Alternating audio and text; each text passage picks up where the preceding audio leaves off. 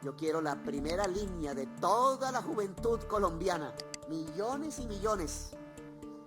La primera línea es toda la juventud de Colombia al frente. Antes de ir con este video, la buena noticia es que la marcha de la oposición fue cambiada para el día 15 de febrero, esto en aras de evitar la violencia que se pretende promover desde el mismo gobierno. En cuanto al tema que nos ocupa en el día de hoy, es muy preocupante que Gustavo Petro, en medio de un discurso y ante un auditorio compuesto en su mayoría por jóvenes, siga torciendo la verdad y salga una vez más en defensa de los delincuentes de la primera línea, a quien de paso convocó para el próximo 14 de febrero a salir a las calles a hacer lo que mejor saben, que es crear violencia y destrucción. Petro, en medio de falsedades, volvió a insistir que la primera línea no es un grupo terrorista y que los jueces del país han sido presionados para no autorizar su libertad que él mismo pidió para varios integrantes de esa organización y que actualmente están en prisión acusados de graves delitos. Petro, apoyándose en falacias, dijo que tener personas tras las rejas no es justicia y acusó al Estado de cometer una especie de venganza. Insiste Petro que estos delincuentes fueron encerrados por solo salir a marchar y vuelve con la célebre frase que usan los izquierdistas en el sentido que se criminalizó la protesta. Pasa por alto Petro una vez más que estos presidiarios cometieron delitos. Escuchemos atentamente algunas de las falacias de Petro y que solo le siguen creyendo sus ingenuos seguidores. La justicia no es encerrar a los jóvenes en las cárceles. Como una especie de venganza, el Estado decidió condenar a los jóvenes como si fuesen terroristas, criminalizar la protesta, adecuar los hechos de la protesta al crimen para poder encerrar a la juventud entre barrotes. No pudieron pensar en otras salidas diferentes que tenían que ver con la educación o con la vivienda o con el empleo, sino que solo podían pensar en vengarse a partir de la cárcel, la desaparición y el asesinato. 200, un poco más de jóvenes hoy siguen presos. Sin embargo, allí siguen esos 200 jóvenes y más. Algunos se han intentado suicidar. Este gobierno quiso liberarlos, a los 200, e hizo que unas frases quedaran en una ley, la ley 418, que es la que se usa en los últimos años, décadas, para hacer los procesos de paz entre insurgencias y el Estado.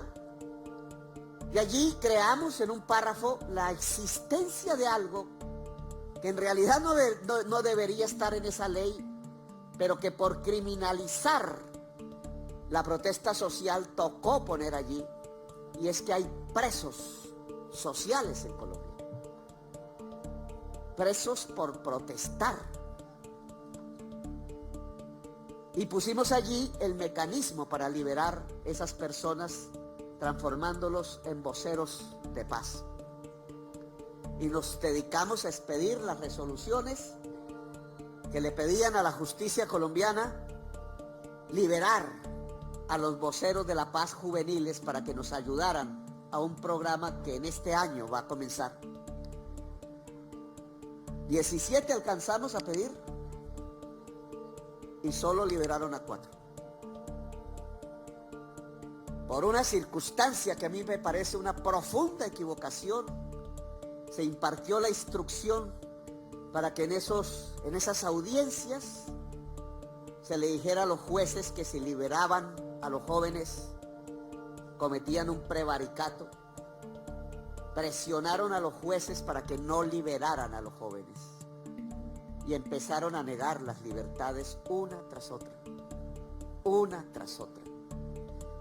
Y yo creo que ese Estado que está haciendo eso, lo que está demostrando otra vez, es que es incapaz del diálogo, es incapaz de reconocer a la persona humana como un ser digno de interlocución y no de apresamiento, y que se quiere vengar, que no quiere permitir que quienes con rebeldía salieron a las calles, levantaron las barricadas y dijeron esto no sigue más, se quieren vengar en quienes están presos para mantenerlos allí presos.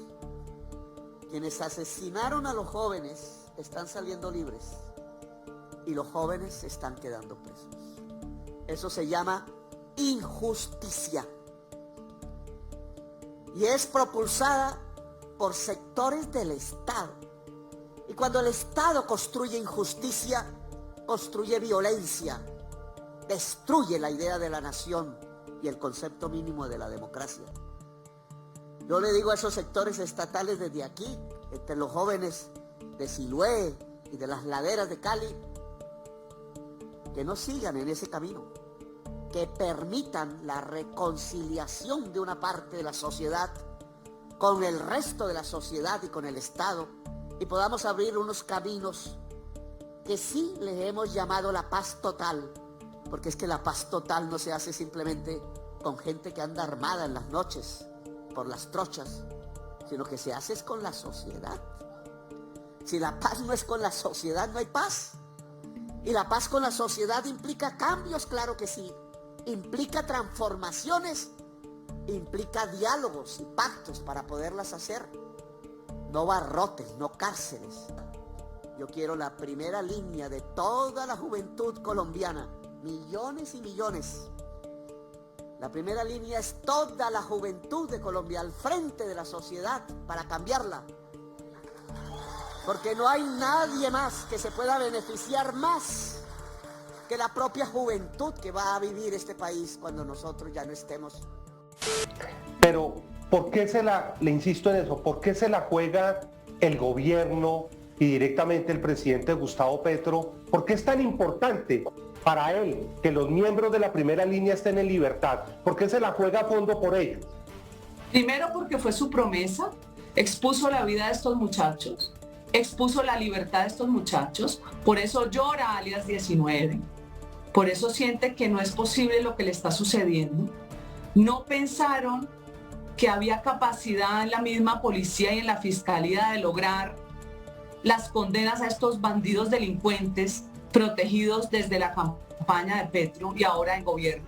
No lo entendieron, ahí están, ellos no entienden qué está pasando.